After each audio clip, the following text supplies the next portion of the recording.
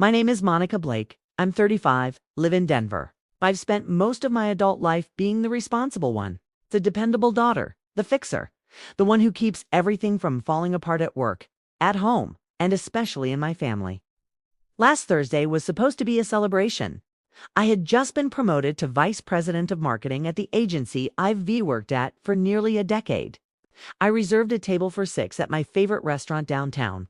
Not too flashy, but elegant.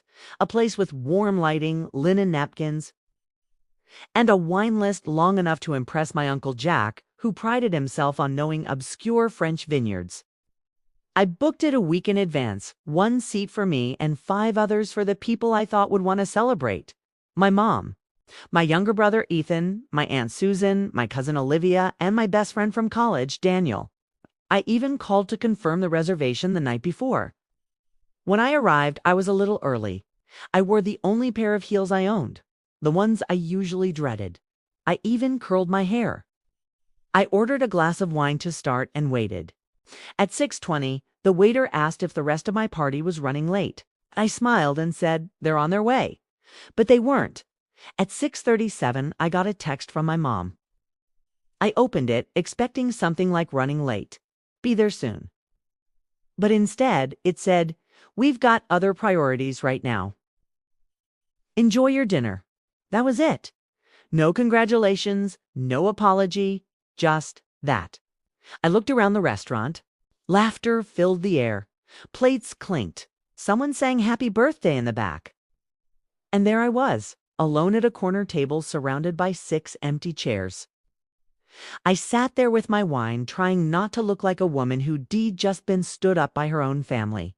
But in that moment, something inside me cracked. Not loudly, not visibly.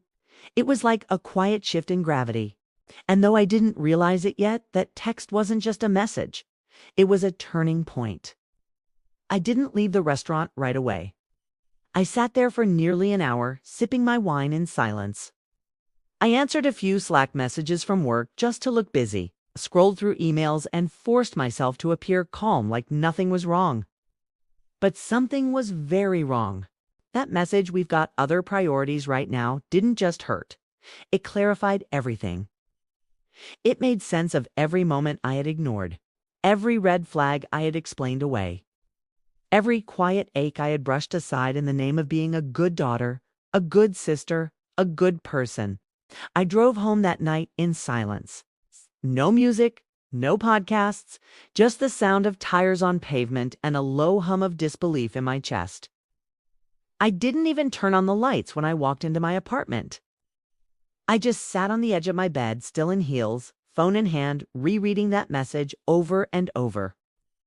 And slowly, it all came back. Every missed birthday call. Every time Ethan borrowed money and never paid it back. The month I paid Olivia's rent because her freelance gigs had dried up.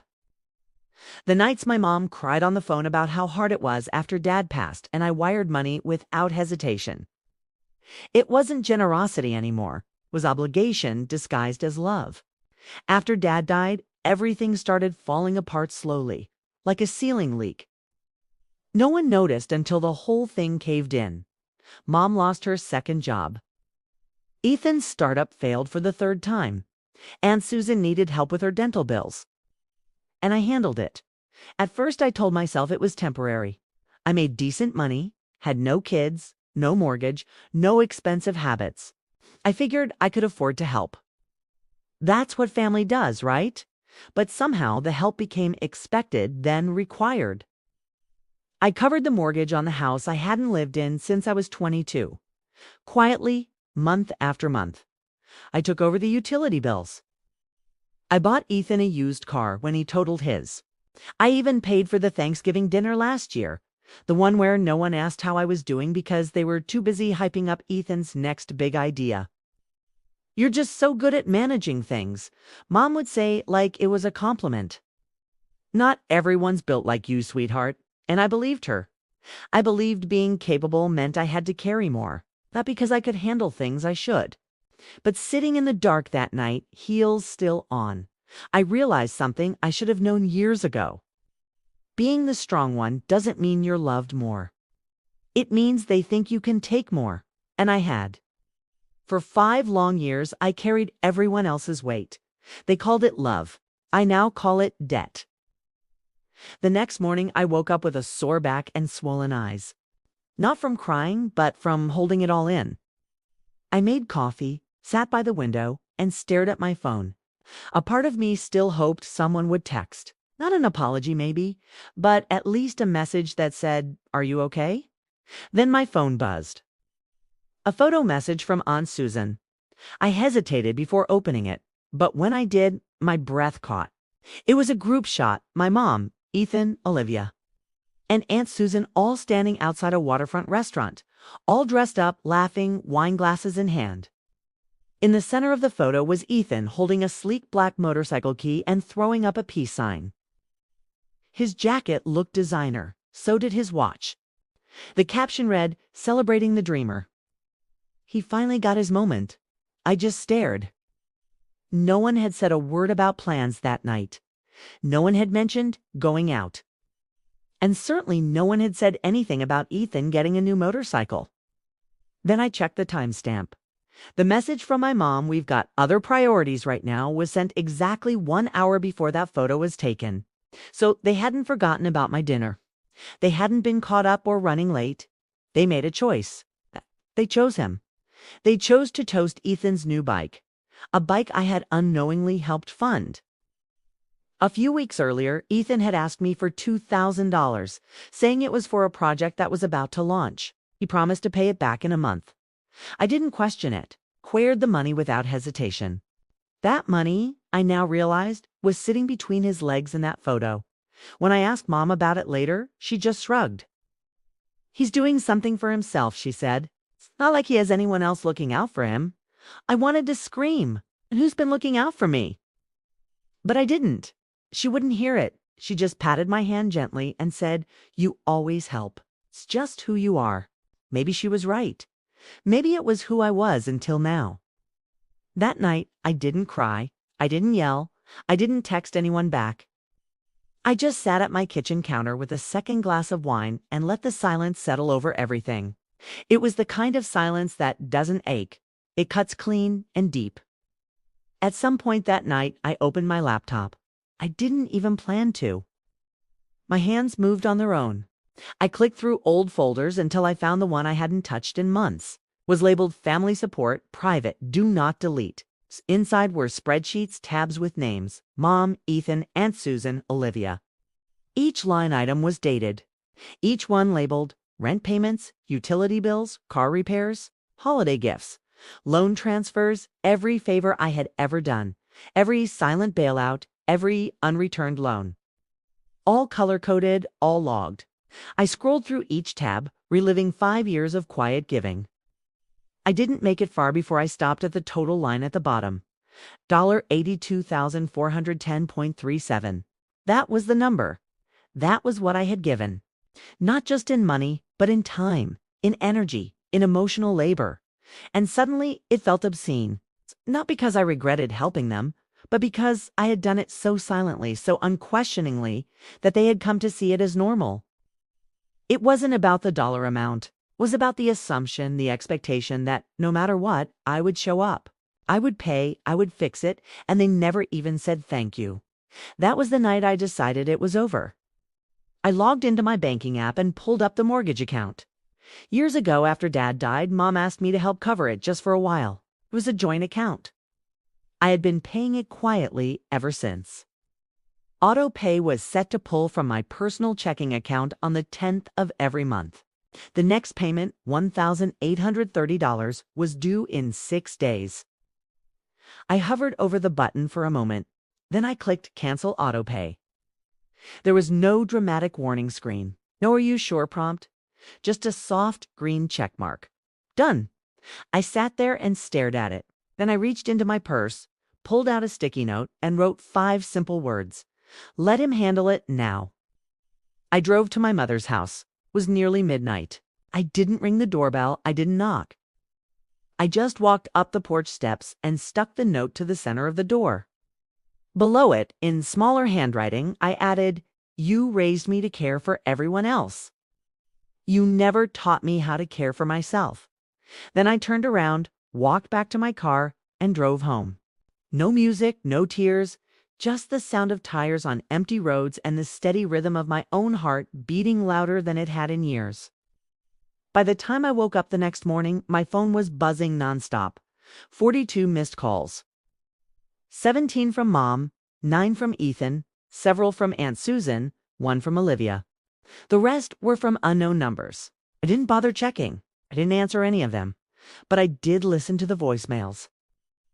The first one was from Mom. Her voice was tight, frantic, trying to sound composed but unraveling between every word. "Monica, what did you do? I got a call from the bank this morning. The mortgage payment didn't go through. You can't just pull something like this without telling us. Ethan's finally doing well, and you're going to undo everything. This is not how family behaves." I replayed that last sentence over and over. This is not how family behaves. It's interesting. Because I could have sworn ghosting your daughter on the night of her promotion dinner also was how family behaves. The second voicemail came from Ethan. His voice was defensive, annoyed, like I had inconvenienced him. "Seriously, Monica, you just stopped the payment without saying a word. You're making Mom freak out. We were figuring it out. You could have at least warned us. Warned them. Like they had warned me before using my money to celebrate his latest dream." The third message was from Olivia. Hers was the worst. Not because it was angry, but because it was indifferent. "Wow. So now you're punishing everyone over one dinner. Grow up, Monica. You always act like some kind of martyr. Like you're the only one who works hard. Newsflash, Ethan's been hustling too. He finally gets a win and you make it about you."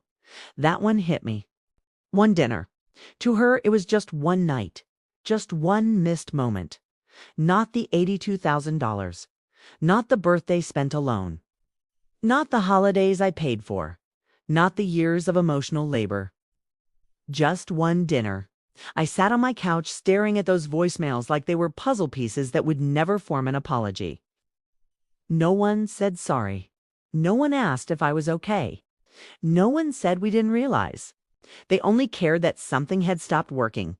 Me. It was never about what I gave. It was about how quietly I gave it. The moment I said nothing, I was useful. The moment I said no, I became the problem. Later that evening, my phone buzzed again. This time, it was Uncle Jack. I almost didn't answer. Jack had always been quiet at family gatherings, more of an observer than a participant. He never took sides, but something about his name on the screen made me pause. I picked up, "Hey," I said, voice calm. There was a long breath on the other end. "Okay? Monica, your mom's a mess. She says she didn't know how left out you felt." I let out a dry laugh. She didn't know. Jack, she texted me. Literally, she said I wasn't a priority. He went quiet again. Finally, he said, "I think deep down she just assumed you'd always take care of it." There was no judgment in his voice. It's no excuse either. Just truth. "They all did," I said quietly. They always assumed I'd clean it up, fix it, pay for it, show up no matter what." Jack sighed. "You were never the weak one, Monica. You were just too generous." That line hit harder than I expected. Not because it was new, but because it was the first time someone in my family acknowledged it without twisting it into a guilt trip. 3 days after I canceled the mortgage payment, Mom showed up at my apartment. She didn't call ahead, didn't text, just rang the doorbell, holding a canvas tote in one hand and an old photo in the other.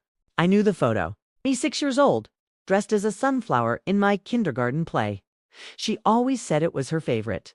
I didn't say anything, just opened the door and stepped aside. She walked in like a guest, like a stranger. Her eyes scanned the room, the walls, the furniture. No family photos, no holiday memories, nothing of her. "You redecorated," she said softly. "I removed what didn't belong," I replied. She flinched just barely and sat on the edge of my couch. Then she said the words she came to say. "We're going to lose the house." I nodded. I figured. Her voice cracked. "You can stop this.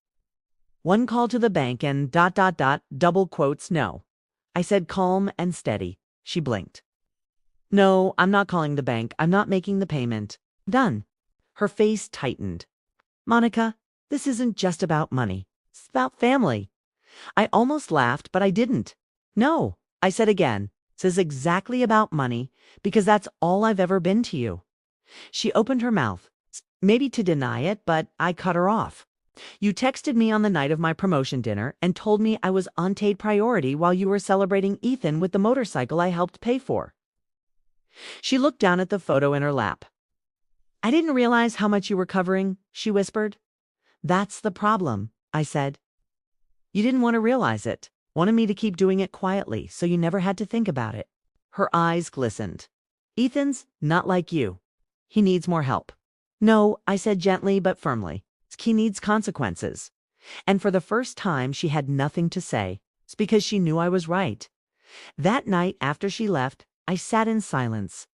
Not the kind of silence that hurts, but the kind that frees. For the first time in years, I felt still. Not empty, not angry, just whole. Because I finally understood being the strong one doesn't mean being the forgotten one. It means knowing when to stop.